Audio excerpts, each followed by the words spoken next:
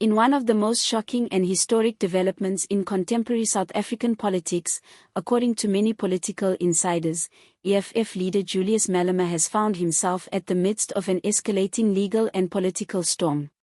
He might be sentenced to 27 years in prison, something that has left both his supporters and his toughest critics aghast. The drama started early this morning when the authorities carried out a highly clandestine and well-planned raid on Malema's private home in Johannesburg. The operation was the culmination of months of secret surveillance, intelligence gathering, and forensic study.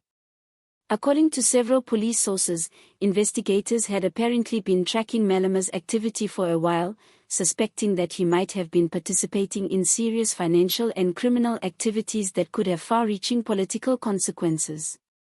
Witnesses said the environment around the raid was strained, disorganized, and dreamlike.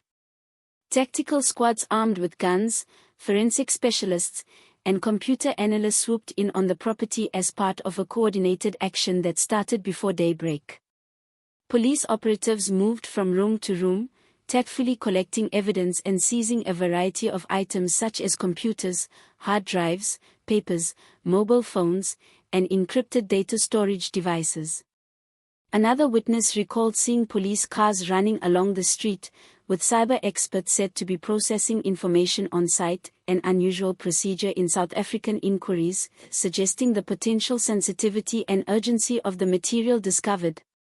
Although officials have not published a detailed list of the items taken, sources say the material seized amounted to encrypted messages, bank statements, classified transactions, and confidential letters that might be able to connect Malema to a network of high-level illicit financial transactions.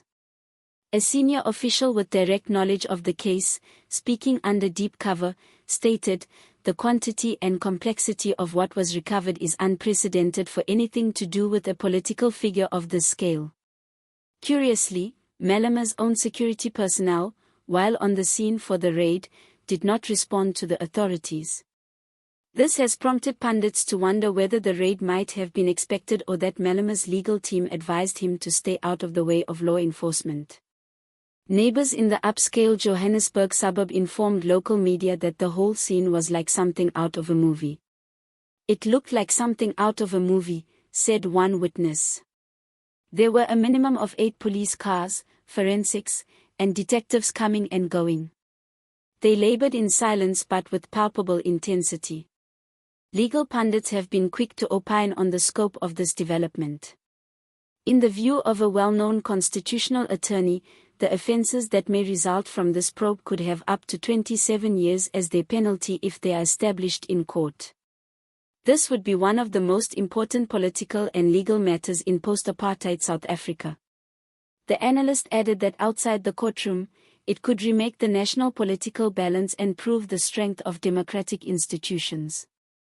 Before news of the raid went public, the EFF issued a formal statement denouncing the operation, calling it a politically driven act of intimidation and alleging that the police acted at the behest of the ruling African National Congress (ANC). "This is not justice," the communiqué stated. "This is an attempt to silence revolutionary voices and to undermine the struggle against state corruption." The EFF called on supporters to be calm but vigilant, noting that Malema had nothing to hide. But tranquility was the last thing one could see on the streets and social media. In a matter of hours, the online universe was awash with activity. The hashtags #HandsOffMalema, #StopPoliticalPersecution, and #DefendDemocracy started trending across various platforms. Thousands of loyalists flooded Twitter, Facebook, and TikTok with videos, voice messages, and live streams venting anger at what they saw as a direct attack on political dissent. Others among EFF members demanded countrywide demonstrations, with many already convening outside prominent police stations in Gauteng, calling for Malema's release from political harassment. Opposition political parties, however, reacted differently. The Democratic Alliance, DA, issued a statement welcoming the investigation, noting that no public official or political leader should be exempt from scrutiny.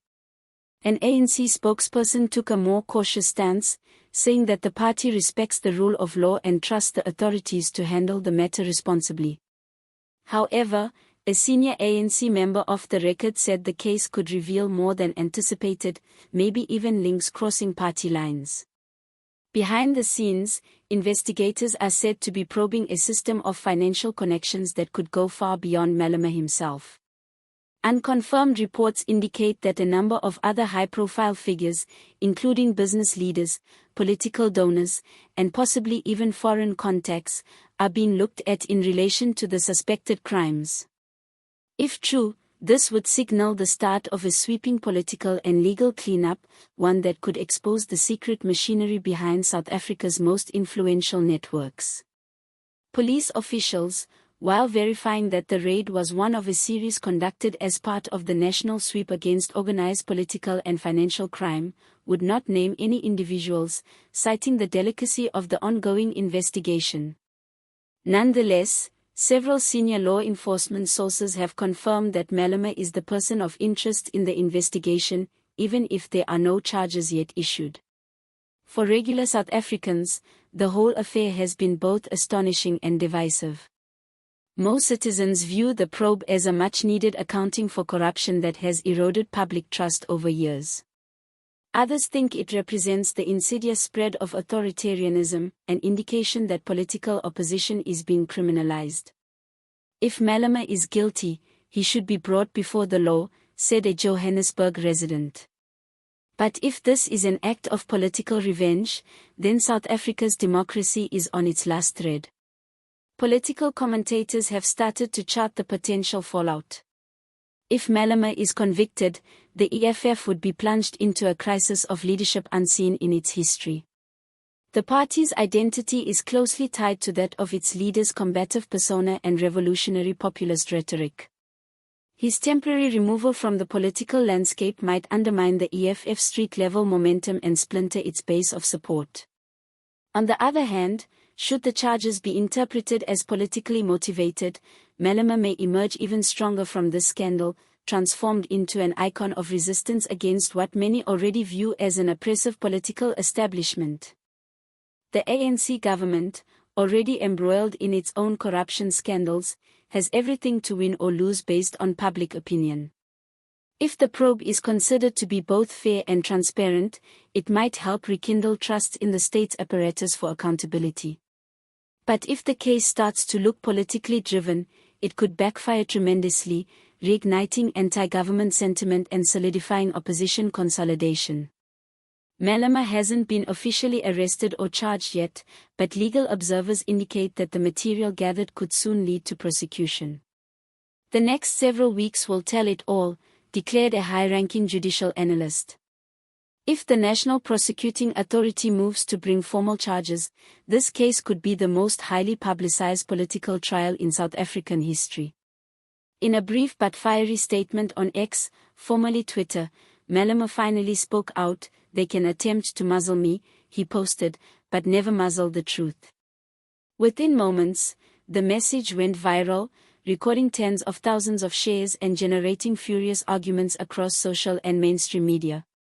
What the future holds is unclear, but one thing is certain: the raid on Julius Malema's Johannesburg residence has shaken the country's political and judicial system. The saga has already revealed the vulnerability of South Africa's democracy, exposing the thin line between justice and political vengeance. Whether Malema will end up serving 27 years in jail or re-emerge as a political force to be reckoned with remains to be seen.